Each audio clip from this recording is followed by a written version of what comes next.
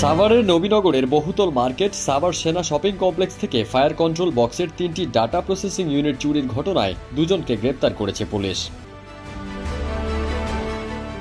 গ্রেপ্তারকৃতরা হলেন কুষ্টিয়ার চুয়াডাঙ্গা জেলার আলমনগর থানার বলেশ্বর গ্রামের তোজাম আলী খন্দকারের 23 বছর বয়সী ছেলে মোহাম্মদ কামরুল হোসেন এবং মানিকগঞ্জ জেলার দৌলতপুর থানার বাচামরা ইউনিয়নের ইউনুস আলী সরকারের 30 বছর বয়সী ছেলে রোকন উদ্দিন।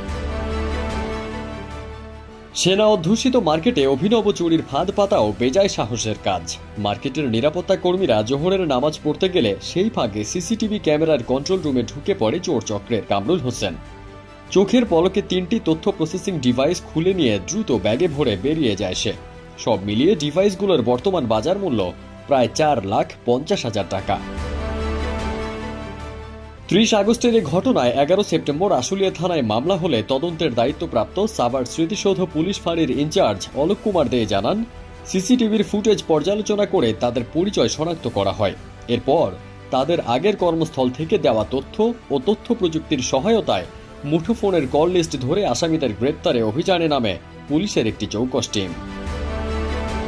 পরে গাজীপুরের টঙ্গী ও কুষ্টিয়ার চুয়াডাঙ্গায় অভিযান চালিয়ে আসামিদের গ্রেপ্তার করে পুলিশ। এ সময় তাদের কাছ থেকে চুরি যাওয়া ফায়ার কন্ট্রোল বক্সের 3টি ডাটা প্রসেসিং ইউনিট উদ্ধার করা হয়। কিন্তু সকল মালামাল মালখানায় জব্দ আছে। মামলার বাদী আইনগতভাবে পরবর্তীতে ব্যবস্থা গ্রহণ করে মালামাল নিজের পদ্ধতিতে গ্রহণ করবে। অলোক কুমার দে এও জানান, আশুলিয়া থানার শপিং মল কেন্দ্রিক চুরির ঘটনার প্রধান আসামি কামরুল হোসেন ইতোমধ্যে ফৌজদারি কার্যবিধি 164 ধারা মোতাবেক আদালতে দোষ স্বীকার করে জবানবন্দি দিয়েছে।